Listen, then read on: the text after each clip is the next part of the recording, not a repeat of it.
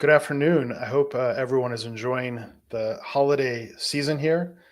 There's a lot happening, so I thought I'd do a show today titled Buy from Optimists and Sell from Pessimists. So that's what we've been doing today. There are a few topics I want to talk about. One was this tweet from Chamath, one of the VCs on the All In Pod. 2 million people saw it. I want to talk about that. The second is I want to talk about factor investing, really the focus of our newsletter this weekend. What are factors? How do we use them in investing? What are the factors telling us about what's driving market behavior? Third, I want to talk about Uber and left curve versus mid curve versus right curve thinking. So let's get into it. If you have any questions, just message me. By the way, I'm a little informal today. So I'm wearing these PJs. You can see these like holiday PJs. My kids got them for me. So trying to put them to use, build a new habit. By the way, best dad gift ever are like these. These are really comfortable. They're so comfortable. And then I got a nice T-shirt. If you know, you know what that means. So uh, Genesis block, in case you're wondering. So let me pull up the Chamath tweet first of all. So the point he's making is that the ratio of Mag 7 market cap to the rest of the market is way too high and it'll quote unquote end in disaster. I'm sharing my screen now. You can see it. He says, this needs to be fixed or it will end in disaster. He's not talking about aliens in New Jersey. He's talking about Mag 7. He says, average Americans buy S&P 500 index ETFs because Buffett told them to. They were told they would pay very little and get diversification in the 500 best companies on earth. But as concentrations rise in a very small percentage of these stocks, the risks don't fall, they rise. If there's any market volatility, the lack of diversification could cause massive impairment. So there's a lot that I disagree with what he's saying here. First off, the S&P 500 does have the very best businesses in the world. Now, I have a passive strategy that is focused on that opportunity. We have a tax efficient overlay from it as well. It generates tax loss harvest, so I don't have to pay capital gains tax.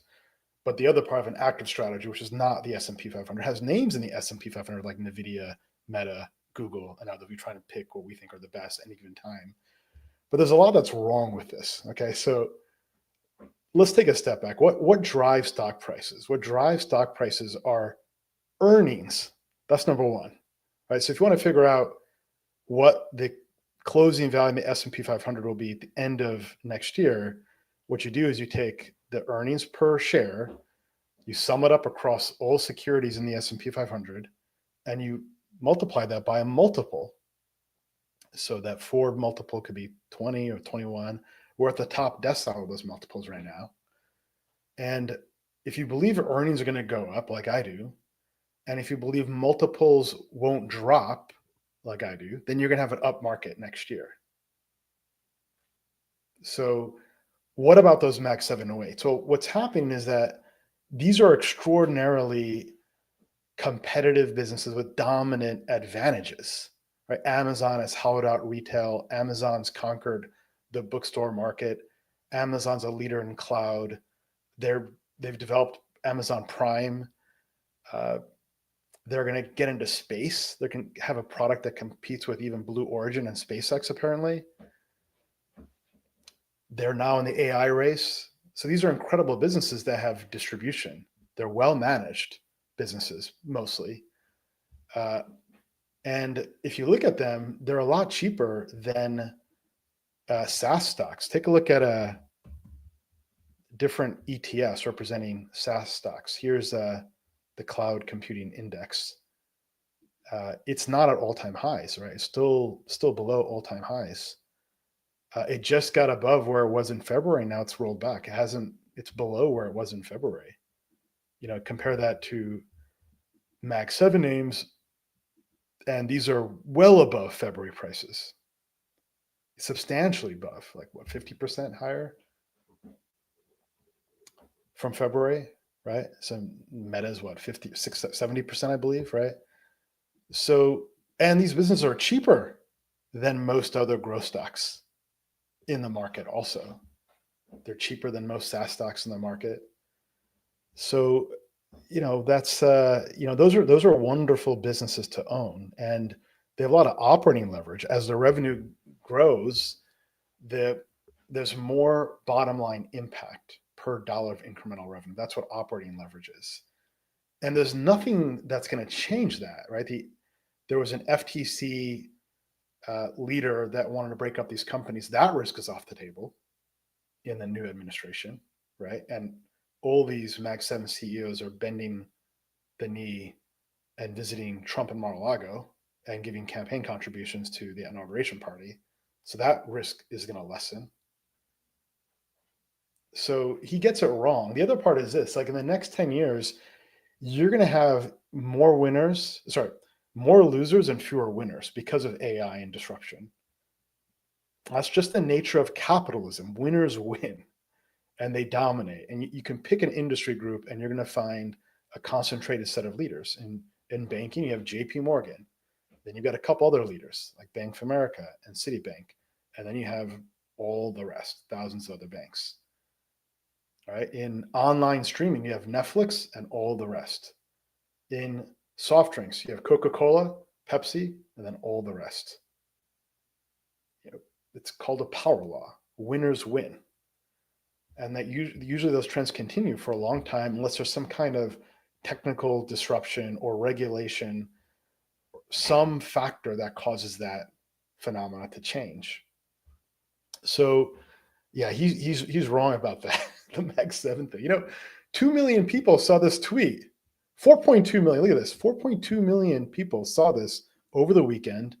And these stocks as a whole, as a basket, were down 2.5% today. 4.2 million people saw that.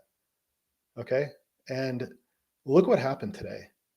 So this is the Mag 7 index. I'm going to show you what happened intraday.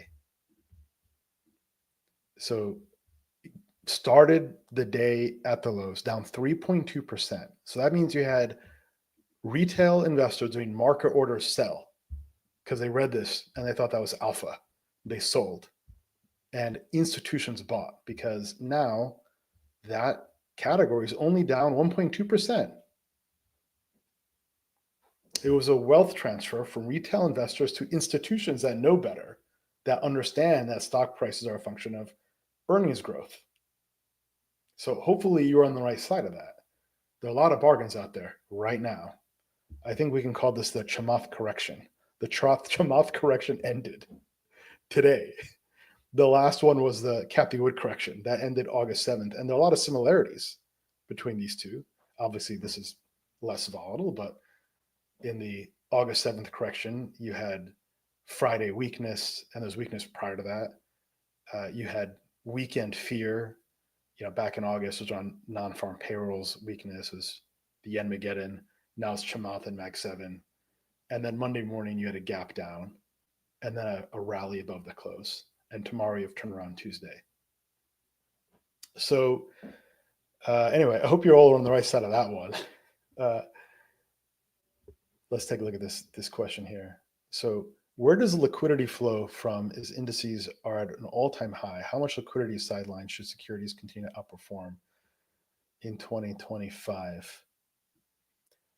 Well, it's an interesting question. One key idea to point out here is like, where's the 10-year? Today, what we saw was some good behavior from the 10-year. We didn't see that last week, right? Now, why does that matter? Because the other driver of asset class pricing are interest rates, especially long-term interest rates, because equities are a claim on a long-term stream of cash flow.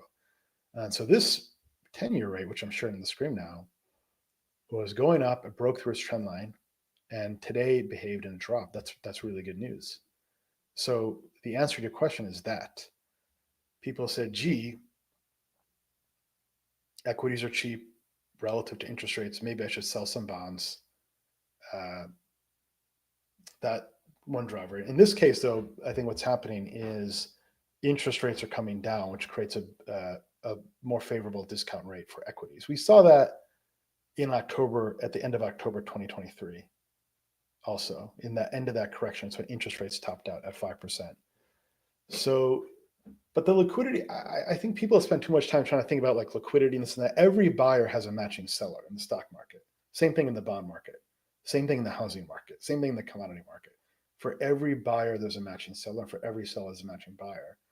So the liquidity is generated instantly, right? If you sold something on Friday, someone bought that from you, right? All orders net out. So what matters more is about uh, overall valuation levels, psychology, sentiment, people's willingness to assign a price to what you own.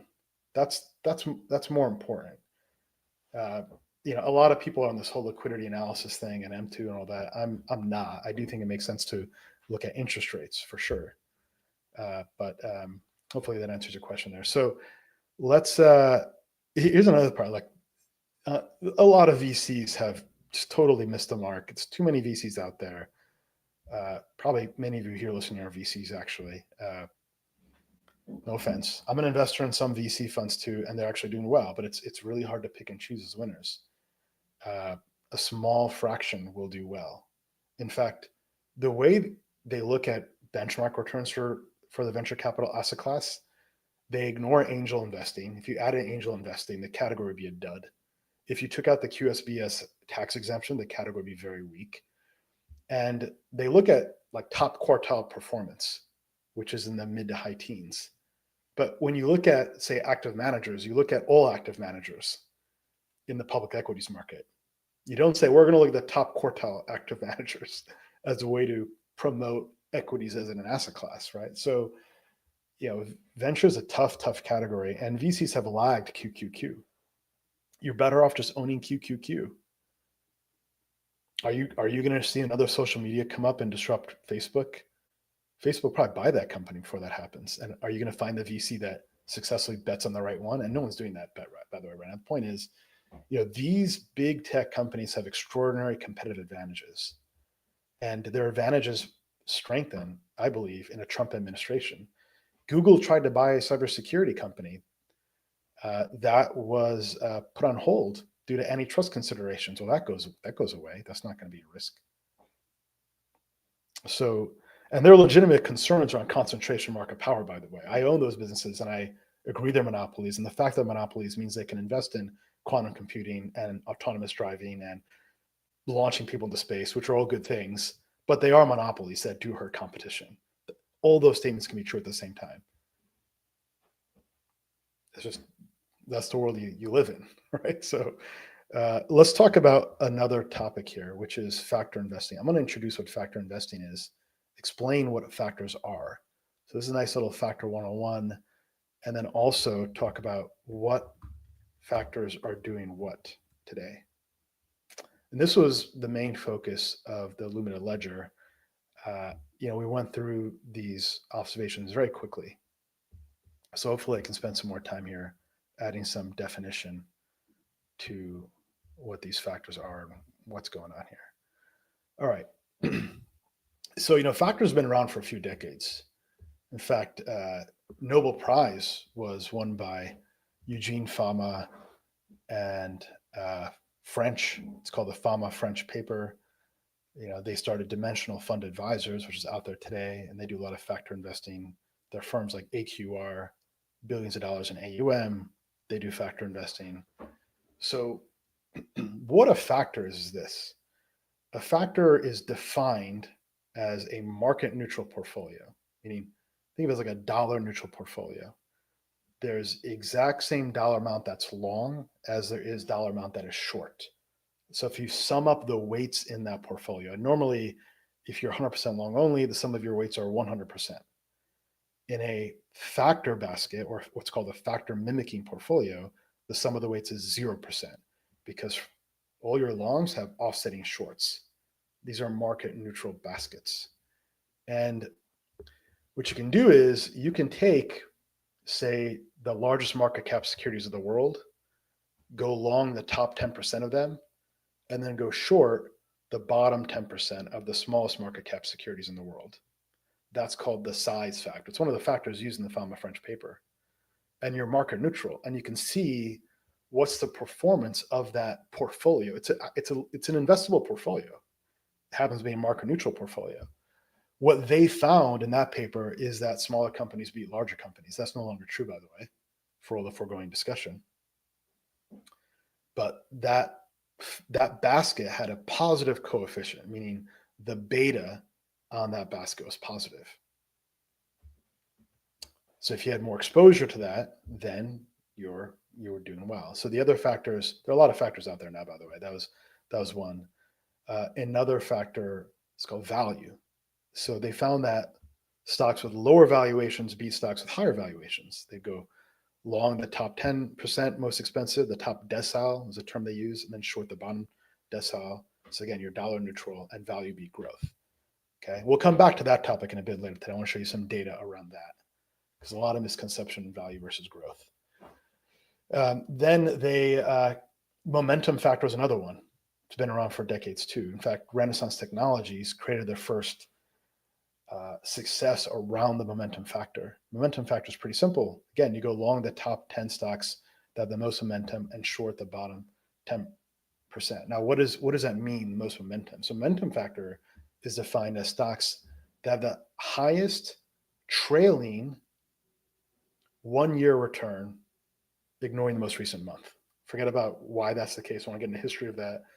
But what stocks went up the most in the last 12 months? It's a simple way to think about it. Just ignore the most recent 1 month. The most recent 1 month return is another factor. It's called the reversal factor. Okay. So an interesting idea, by the way, is to own stocks that have momentum and recently had a reversal. Right now, most people know that it's called buy the dip in a trend that's going up. So quants have systematized all this stuff into factors. All right. There are other factors too. There's a volatility factor. There's a short interest factor. And you can go on and on. So, there are dozens and dozens of factors that are out there now. Started with 3, and it's really evolved, right? And I want to share what's happening in factor land today. So factors I look at every day, by the way, because I want to know that my portfolio has tilts to the right factor exposures, factors that we believe will be rewarded given the market climate. So for example, when the market got a whiff that the Fed would be cutting rates in the summer, small caps ripped higher because small caps in general have more debt, their earnings are more sensitive to interest rates, and you can measure that with a factor. And you can identify risks in your portfolio with factor analysis. Or you can screen a set of stocks and say, hey, if I have this view on interest rates, like I believe right now the 10 years topping out. So I want to own or tilt a portfolio that benefits from that. Why do I believe that, by the way, briefly? 2 reasons. One is the economic surprise index is rolling over. That's one. And number 2, inflation is coming down. I think what we just saw last week was like an overshoot. So let's take a look at this newsletter and go through some of the highlights here. So the basic point of this newsletter, by the way, was that retail investors are destroying hedge funds in terms of performance. And this is something that you see in baskets. Like here, I'll show you an example. I have this basket called Twitter Momentum, and I'm going to put up on screen for you here. Again, one can create a factor called Twitter Momentum. That's what we do. That's like a Lumida proprietary factor. The academics haven't figured this out yet. So what do? You go long the stocks that have the most Twitter references, and then short the ones that have the least. What would be the least? I don't know. What, like Unilever, I guess, or something? I don't know. Something people don't talk about. By the way, don't go and buy random stocks you see on Twitter. I'll come back to that in a second. You might be on the wrong side of the hot ball of liquidity and short-term momentum. The stuff is complicated, right? So, and you're seeing momentum fade as a factor.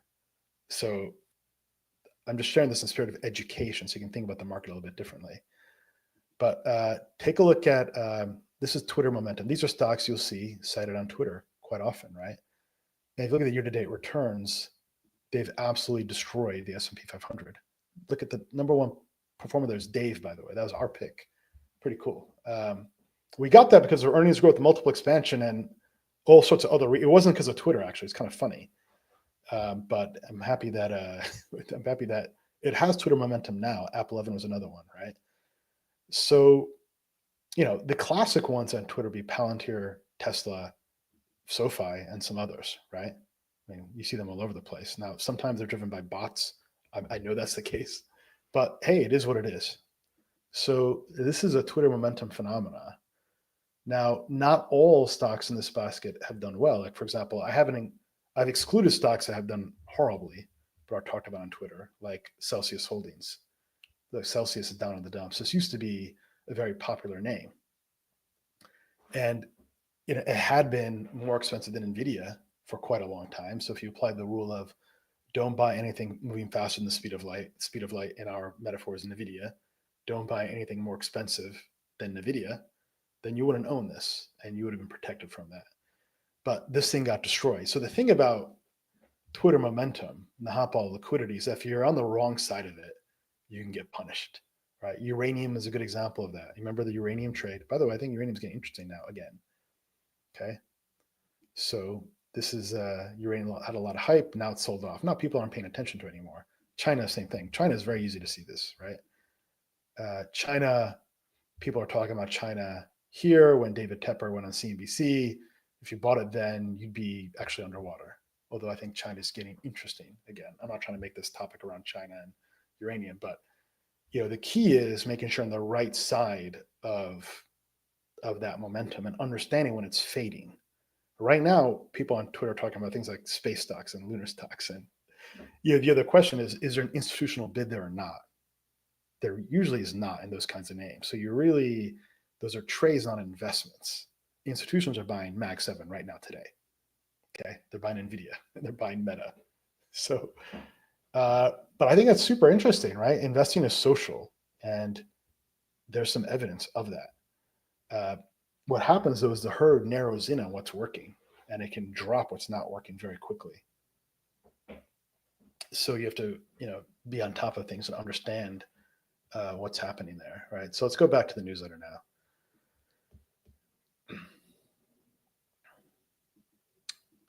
Okay, so they talk about in this newsletter, say, hey, look, take a look at like Palantir, Robinhood, Coinbase.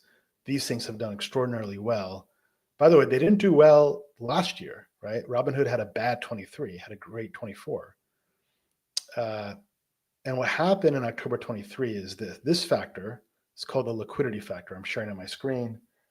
If you're listening, you're driving your car, this will be on YouTube. You can take a look there. But so liquidity factor is defined as you take the daily trading volume and divide it by the market cap of the security. It's a measure of the turnover in the name. And so another way to think about this is like a trading stock. These are stocks that are heavily traded. Notice that around October of 23, these names moved quite a bit higher, substantially higher. And that's when my thesis is that a lot of retail traders and at-home investors got back in the market. If you're listening, you probably did too, right? You probably see this matching your own behavior. And that continued, right? There was the ending of the perception recession, the last 2 months of 23. Markets went sideways a bit. And then in May of 24, what happened? You had NVIDIA report earnings. This thing skyrocketed again. Then it rallied until mid-June, right? And then you had a pullback in August. And then you had this election rally and then a pullback from that.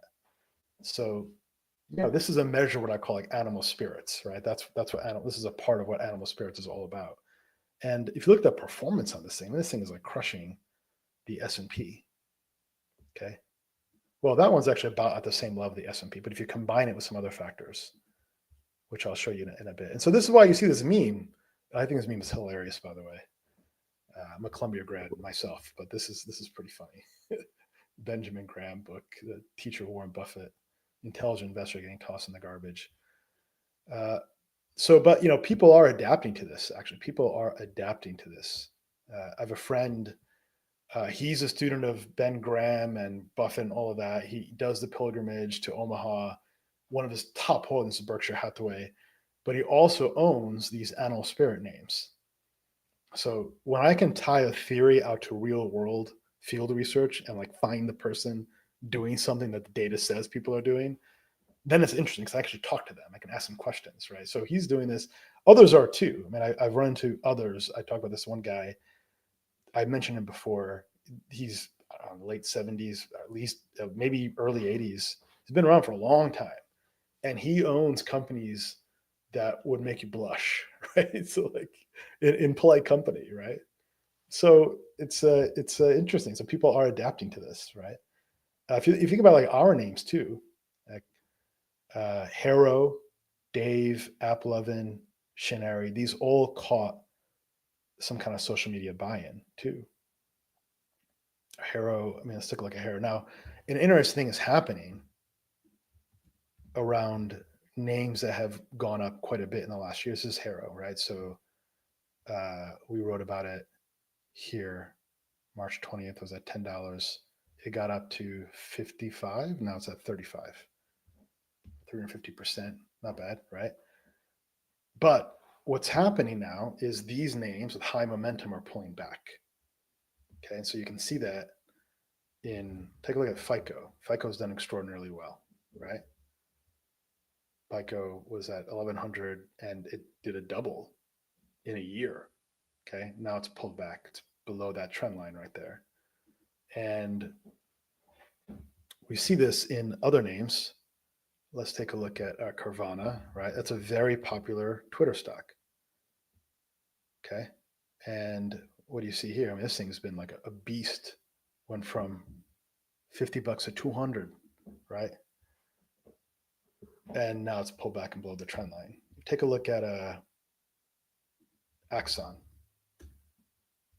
right? So is that 250? I used to own this name too, by the way. Then we sold it. We thought it got ahead of itself, and then it kept going. And part of this is for me is my own learning process. I'm adapting as we incorporate this phenomenon more. But Axon's down a point now, and it's broken below its trend line. So momentum can fade is the other part. So being sensitive to those rotations matters. Mean reversion ideas are working. I wrote about Bumble over the weekend. I actually cited these names over the weekend too, the four I just showed you. What's happening with Bumble? Bumble is up 4% today. Mean reversion. This has short-term momentum. Look at this. It's short-term since August. It's not long-term momentum, which is at least a year, right? So new trends are forming, and older trends are dying. So how about, I remember Kava. Take a look at Kava.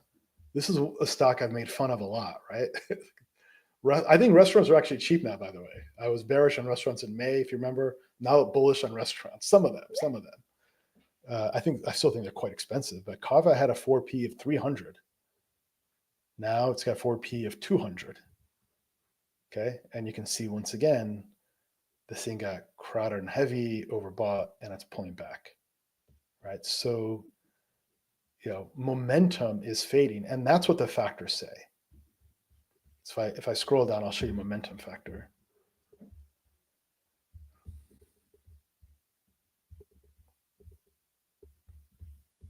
Okay, I have to find momentum factor here. 1 second.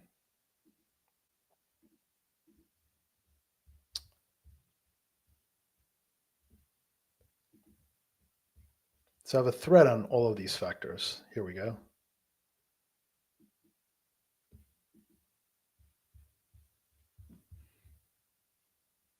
So you can take a look at this thread if you want to study these factors more closely. Again, all of these factor baskets are investable and they're dollar neutral. They're technically market neutral. You don't have market risk. You have risk, but not market risk. You have that factor risk. This is a momentum factor. Again, momentum is stocks went up the most in the last 12 months, ignoring the most recent 1 month. And what you see is it's been lagging and decaying. And that's what we just saw in those four charts I shared with you. It's been actually on the way down. And it peaked out around, you had a big peak in October or so, but it's been weakening since then. So what has been working? This might be counterintuitive, but let's take a look at a few. Shorted stocks have not been working. I'll share that screen right now. So on average, stocks that are shorted have not been working, with one exception: when the crowd gets behind those stocks. So take a look at Carvana, highly shorted, even SoFi, highly shorted. But if the crowd gets behind it, then these things ramp. Coinbase, which we've written about in 2023, that worked out pretty well, highly shorted, but the crowd got behind it. So on average, if you've got a stock that's highly shorted, probably not going to work. Build-A-Bear, that was on our 23 stocking stuffer list. That worked out. That had like, I think when we bought it, had like an 8% short interest, right? But look at Build-A-Bear. And let's take a look and see if I can find the short interest quickly here. 12% short interest, right? Year to date, 100%. So when the crowd is behind a name that's shorted, then things can really ramp. So you see this as battle between these retail investors and hedge funds. Retail investors are winning.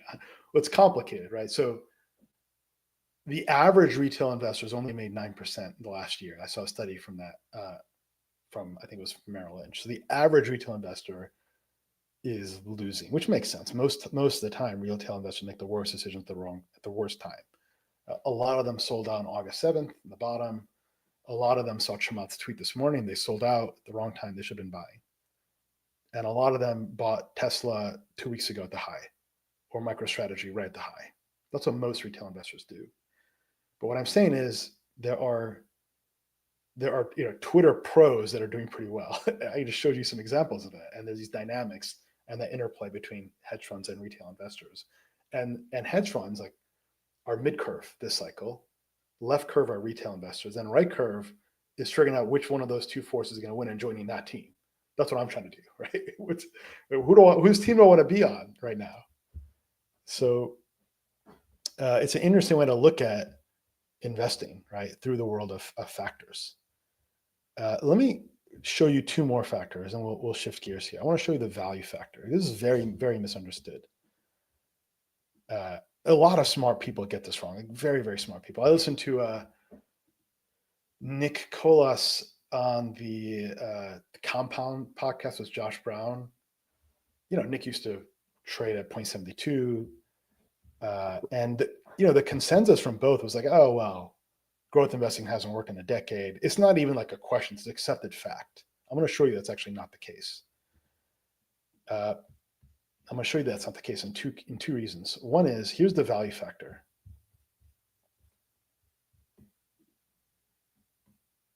Let's pull up the value factor here.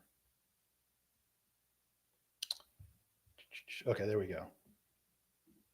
This is the value factor. So value is earnings yield. Think of it as the inverse of the PE ratio. It's the yield you get. So earnings per market cap. So we think about it. It's very cheap right now, by the way. It's a good time to buy that factor. These are investable baskets. So you can actually do like technical analysis on them. You can see when they're overbought, oversold. They're investable. So things like financials, what worked last week? Energy worked last week. Financials, insurance companies, banks, that kind of stuff is what you would find in earnings yield, or low multiple stocks. So this has been working for most of this year and 2023. And but Mag 7's worked also. Those are growth stocks, but those are growth stocks cheaper than SaaS stocks. SaaS stocks have not been working. So if you take a look at, Snowflake's an easy one to pick on, right? This is Snowflake. It's well below. Let's just go through software stocks. How about, these are great businesses too, right? The team finally got to its February highs. Now it's back below them. It's been it's just flat for the year, right? These are expensive stocks. I mean, they have very low earnings yield. The 71 Ford PE ratio means they have low earnings yield, right? How about Datadog? Again, these are amazing businesses. 78 PE ratio. It's done better than others. But actually it's lagging the S&P 500 if you look at where it was from January, right? And these are the very best SaaS companies in the world, by the way. I know that. I used to own these businesses, and we research what are the best in the world, but these are just expensive, and so they've been lagging. Look at MongoDB. I'm sure someone here owns MongoDB. Look at this. It's been in the dumps, right? So that chart I just showed you of the value factor ties out to the other charts I just showed you as well. Does that make sense? So, this chart is saying, hey, value stocks are beating growth stocks. And I just showed you evidence of that. The thing that people mess up is this. It's Mag 7. Mag 7, they are growth stocks. So within growth, you want to own Mag 7. That's the trick. So Mag 7 has beat both value and its brethren in growth. That's the resolution to the paradox. Because Mag 7 is cheaper than other growth stocks, excluding Tesla, which is off the charts expensive. But we're talking about big buckets here, right? So that's the resolution to the paradox. So Mag 7 has done fantastic, of course. It's beat growth, it's beat value. But value has beaten growth X Mag 7, and value has also beaten Mag 7 too. We showed examples of Build-A-Bear and APEI and Dave, and App 11 had a PE ratio of 13. So it's not all or none, right? The best is find something that goes from value to growth, and something re-rates like an App 11. That's a home run. But a lot of those growth stocks have growth to value transitions. Those SaaS companies I showed you, like MongoDB, high multiple going to low multiple. When is the multiple low enough? You're at 78 times forward PE. You're buying that stream of cash flows. Let me show you another data point for you, by the way. This is super cool. This is internal research that we built, and this helps govern how we think about the world, right? Because this is what data-driven investing looks like. Like, you don't have to get into an intellectual debate with someone around value or growth. And look at the data. So here's what it says. So we look at all these factors over time. And what's the number one factor? Earnings yield. Over 10 years, this is the 10-year return on these factors. These are single factor baskets now. These are not combinations of factors. You put combinations together, you get more powerful performance. Number one factor is earnings yield. That means on average, lower valuations do better than higher valuations. And why is that? Because one of the drivers of return is multiple expansion. Half of the return of security comes from the multiple expanding, from low multiple to high multiple. At some point, if you're high multiple, you have to bet on a higher multiple, and then you're into a wall. And that's what happened with those SaaS stocks, those software companies. And what this does, it actually shows 23 to current day through the bear market, earnings yield did really well. That was energy stocks, right? Through the August to October 23 correction, this is a little bit stale now, right? What else does well? Momentum. So I like momentum. I like value. I like momentum. I like quality. I like putting that all together. So App 11 is a classic example of that. Dave is a classic example of that too. Cheap, the trend is up, and if you can layer on positive revisions, that means add-ons about them, then that's even better. High ROE works too. ROE, guess what that is? That's Mag 7, right? Google had ROE because Google's was until like 2 weeks ago cheaper than the S&P 500. So you had earnings yield and you had ROE and you had revisions in that one, right? Hedge funds on average make good decisions. They're not as good as these factors, but on average they add value, I guess. Again, notwithstanding the recent 1 or 2 years we talked about. And then what are the worst? Again, highly shorted stocks that have a lot of volatility. The funny thing about the volatility factor is that you can see it's negative here, right? On average, across all time frames, stocks are highly volatile, have lagged. That's not true this year, though. So if you're a quant shop and you just you're long these factors and you're short these factors, betting that trend will continue, you lost money because the volatility factor did very well this year. I'm going to show you the volatility factor in a second. So what is the volatility factor? It's looking at the idiosyncratic volatility of a stock. Sorry, total volatility, you take the standard deviation of the returns, standard deviation of the daily returns of the last year, and you get volatility. Idiosyncratic volatility is the volatility not explained by the factor exposures. I won't explain what that means, but they're very similar, actually. They're very similar. So you can approximate it. Beta is a good shortcut to understand the volatility of a stock, the beta in the stock, which you can measure in your favorite analytics. Okay, so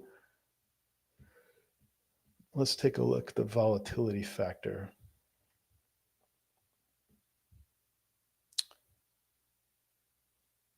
Okay, I don't have it on the screen here, but so I took a combination of these factors and I created this factor called animal spirits factor. It has volatility, has a couple other factors. That's our proprietary special sauce. And that's actually done the best this year. Animal spirits. That's what we started this conversation with. Animal spirits, right? And it's something that we go back to again and again in our weekly updates, right? So animal spirits have had an incredible year. These are, returns showing, like a 80% return since 2023 January. That's beating the S&P 500.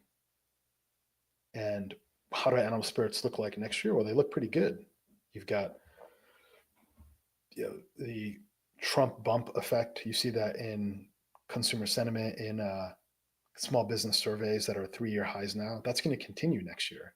That's going to be more lending, more borrowing, more spending, more hiring, more capex investment. So, that's an interesting way to look at markets, right? Animal spirits are the lifeblood of markets. They are what animate it, right? So this is what drives also the multiple. If you want to understand, is multiple go higher or lower, or animal spirits going higher or lower? That's my theory anyway. That and interest rates. But if animal spirits are reinvigorated, then the multiple can go higher. I think they're pretty high right now, but maybe there's some hangover effect. But I don't think you're going to see the multiple contract next year unless you see an outbreak of persistent inflation in the second half. Or you get uh, trade wars that are more bite than bark. Right now, we've got a lot of bark, and no one really knows what the hell Trump wants to do on that. So that those are the things. But I don't know. I think I'd be more bullish on this than not. Right. So great. We talked about the Chamath tweet. We talked about factor investing, defined these factors. Now we'll shift gears and we'll talk about Uber. By the way, Uber. Let me show you Uber. So this is Uber. So Uber has had a couple of challenges too, right? It really hasn't gone anywhere the entire year. That's Uber, hasn't gone anywhere, right? It had a big peak here in October 14th, and we wrote a bear case on Uber on August 21st. Okay, I'm going to share you that case now. The basic was that I don't see how Uber survives autonomy. That was this case here. That was on August 21st, right? So yesterday or this weekend, wrote a post that we're actually bullish on Uber now, and I think the long-term thesis why we wouldn't be excited about Uber is still there actually. But I think short-term, I think it's oversold.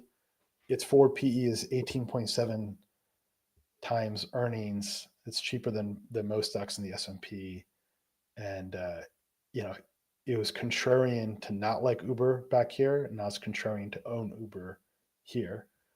And I think that they just need to announce a halfway credible plan around how they embrace autonomy. It doesn't mean that it's actually going to work. Like I think in 5 to 7 years, Uber's got real risk. But we're talking about the next 1 to 2 years. And we're talking about sentiment psychology and the narrative around all this stuff. And isn't all that bad news priced in now? And you're not going to see mass rollout of autonomy in the next 1 to 2 years. You're seeing a lot of improvement against that, but you're not seeing mass rollout there. So I thought that was an interesting tactic and trade. And part of this is like one of my goals for next year is I've noticed several times where we've been bearish on certain ideas, watch it drop, and then we say, it's probably gone too far, but we don't do anything about it. Now I'm trying to actually go along that idea. And that's what I'm doing here with Uber, right? Everyone has opportunities to improve themselves, right? So that's my self-improvement objective. I hope it works. We'll see. If it works, I'll be really happy because then you can get both sides, right? So That'll be fun. Let's see what we can do here. But uh, that's an interesting idea. What else? So, any questions? We got a question here. How do you look at the rate cuts resulting in the same magnitude of rise in the back end? Looking, but well, I've been doing CrossFit on the weekends. The best way to improve your drive, I believe, is going to the gym regularly, especially lift heavy weights. Like the best way to start your day is deadlifts and squats. It's true for men and women. Women have a high risk of osteoporosis. Lift heavy weights, and there are studies that have been done on this. I think it was Huberman that was talking about if you can lift heavy weights, you improve your willpower. And the issue with humans, I'm a human too, of course, but the issue with humans is that it's called homeostasis. Your brain is content to just do what it's doing, the current state of play. And people that can exercise regularly and lift heavy weights and do things that they don't want to do, uh, that it's a great skill and it compounds. If you do things that you don't want to do, that itself is a skill. Willpower itself is a skill, right? So when I interview people, I'll look for people that have athletic behaviors. This doesn't mean that everyone on my team is an athlete. I was not a college athlete. I played some sports here or there intramurally, but it's an important quality. So, um, yeah. So why did rate cuts go up? Because the market thinks that the Fed is cutting into Goldilocks and rate cuts don't matter. And I agree with that. We shared that view. I don't know why the Fed cut 50 bips. They did. And the market said, you're going to stoke inflation. The economy's fine. So the long end of the curve went up. The long end of the curve is set by market forces. The short end of the curve is set by the Fed. Usually these go together, but it's not going together now. I think that's an overshoot, though. That's my view. I think the 10-year will actually come down because economic surprise index is rolling over, right? That means economists are overestimating the strength of the economy. They've updated to the fact the economy got stronger. They ratcheted up their estimates, and now they're overestimating, and you're seeing more disappointments on the margin.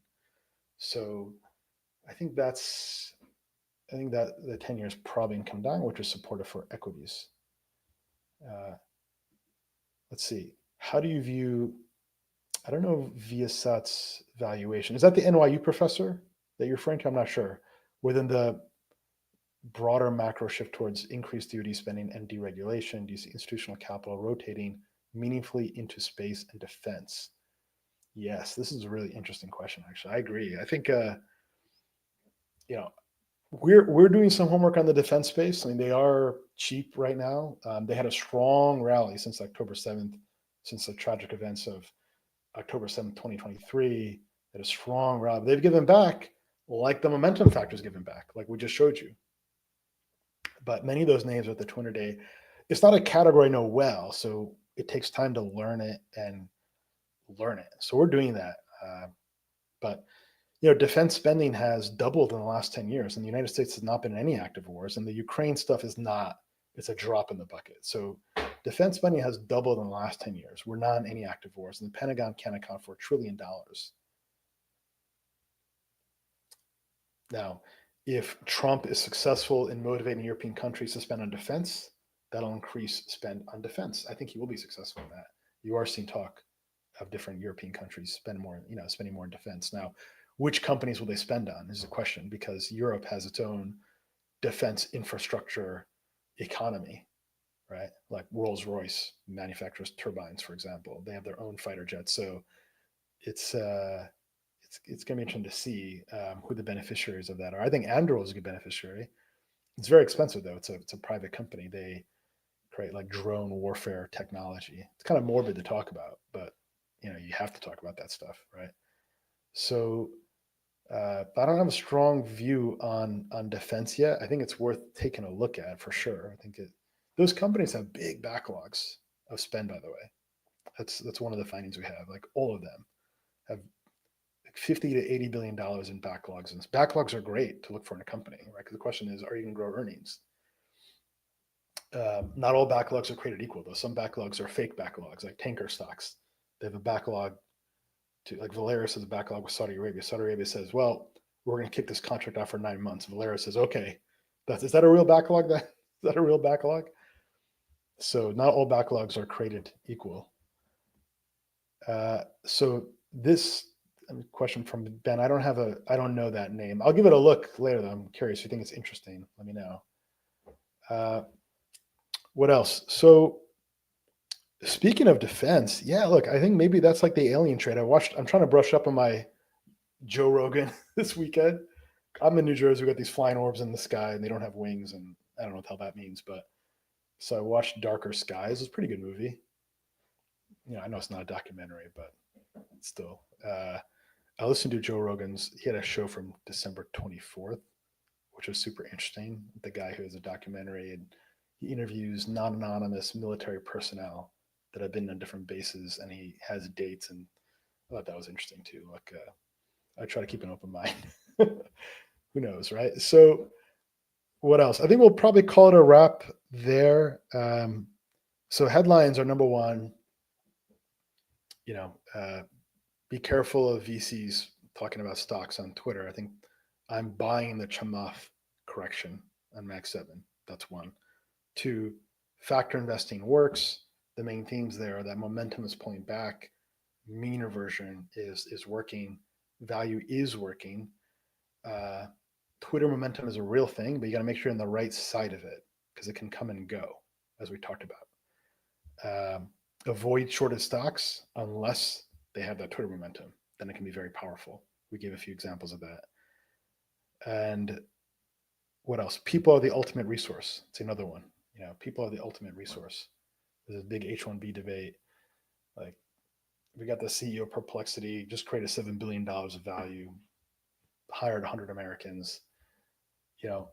People are like stocks in the sense that a handful of them, just like a handful of companies, drive a disproportionate amount of return, an outstandingly stupid amount of return, meaning impact. Look at like Elon Musk, what he's done with Tesla and the Boring Company and SpaceX, and look at like Einstein. Individuals can have significant outsized impact, and you don't know in advance who they are. You don't know in advance who they are. That's just the nature of it. It's like when you buy stock, it's like saying, hey, I want the top 1% of town. Okay, why don't you go buy the top 1% of stocks and let me know when you figure that one out. The key is, what I explained in my last video is, we expose our portfolio to right-tailed outcomes. We have criteria to do the best we can to minimize left-tail risk and cut losses quickly. What does cut losses quickly mean? It means like someone breaks the law, you deport them, whatever, things like that. Cut your losers quickly, but you want to expose your portfolio to right-tail outcomes, because I wouldn't have known in advance that Dave did very well or Apple 11 did very well. Like Nvidia is fine. Like you can't know in advance. Like, there's a certain level of irreducibility when it comes to having a forecast. What you can do is you can say, do I have the right factor exposures? Do I have a good entry? Do I have the right exit? Do I have the right tilts? You can do all these things to try to get as best you possibly can. But at some point, you're going to want to equal weight across what you think are qualified companies. And the same is true for people too, right? So it's something to chew on there. But anyway, I hope you all have a wonderful New Year's. I'll be upstate. We couldn't head up last week. I was going to go to upstate New York, but the whole family got sick. I recovered over the weekend, and but I expect we'll be up there hopefully in a few days. All right, be well. Make it a great 2025. Take care, everybody.